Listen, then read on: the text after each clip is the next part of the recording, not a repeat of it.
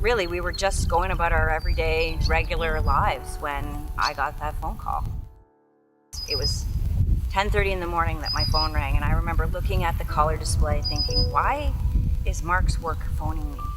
And I just remember hearing this woman on the phone asking me, is this Mark's wife? And I'm thinking, why is this woman phoning me? She didn't introduce herself. And she's like, there's been an accident. And we got to the hospital. I don't really remember that trip. We just drove. And the doctor put us in a back private room. And the doctor came in and he sat down and he said, Mark's been in a pretty bad accident. Mark fell from a ladder in a confined space. He was an industrial electrician. He was working on a ladder. I don't know what happened or why, but he fell and he bounced a lot on the way down. He hit his shoulder and broke it in about 3 places. He hit his head multiple times. I think by far that was the most significant and harder to recover from injury. He also broke his neck in 2 places. Significant soft tissue damage. And his brain bounced a lot, so he had some pretty severe...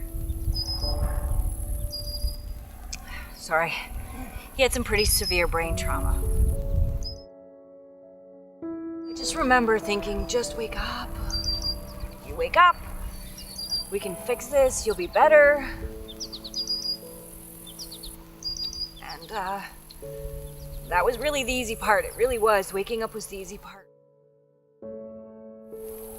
Obviously his brain injury was more significant than a concussion. And it caused him to develop, it's called post-traumatic epilepsy, which was really traumatic for Mark because you have no control over your seizures. The medication wouldn't fully control those. And for a guy who was a man's man, that's really hard to accept that kind of loss of control. And he didn't really understand. You don't expect accidents happen to you, so you're not prepared for when they do. We talk to our kids about a fire safety plan. And we talk to our kids about stranger danger, or we make plans when we're going on vacation of what to pack and lists. But we don't in our lives often plan what happens in case. For the first bit, we really did think, okay, we can do this. We can adjust to how our new future looks. But he lost everything that really identified him as Mark. Not all right away, but with every seizure or every kind of choice that was taken away from him, like he could no longer drive. And he loved his truck. When all of those little things that sort of identify you, who you are, and you don't understand why it's all happening. That was, I think, the hardest thing for him and the hardest thing to watch. And I think that's really the point where he just couldn't bring himself to live that way. It sucked. It sucks. How else do you explain it? It just sucks. It sucks every Christmas. It sucks on Father's Day when you have a 5-year-old child getting told by other kids that he doesn't have a dad, and you're like, yeah, he does, and if he could be here, he would.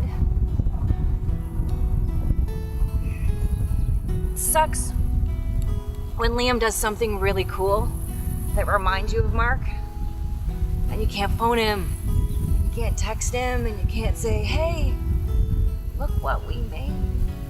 He's so awesome.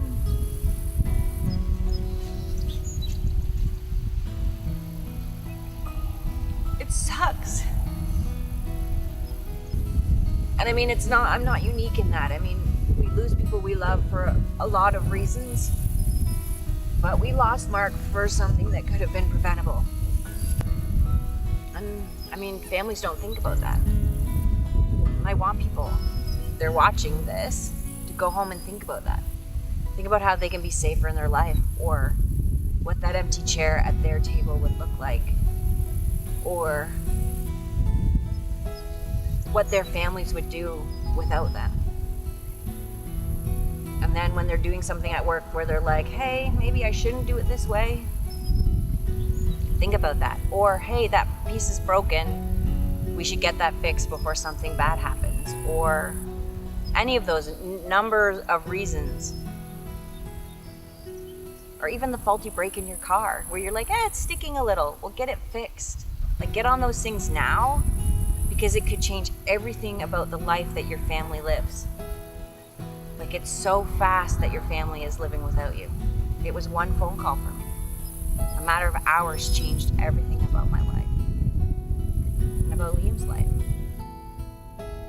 And that sucks. I didn't just lose my husband. Like, I watched people lose their brother. I watched them lose their son. I watched them lose their best friend. And I mean, we all struggled in different ways. I don't think people realize that. The effects it has, not just on the person who has the accident, but every single other person in their life, and affect you. I want people to think about the people in their lives and the risky things they do and how they can do them safer. I never thought I'd be a 43-year-old widow. Never, ever. Not even in my wildest imaginations did I ever think I would be parenting a 5-year-old boy without his dad. It's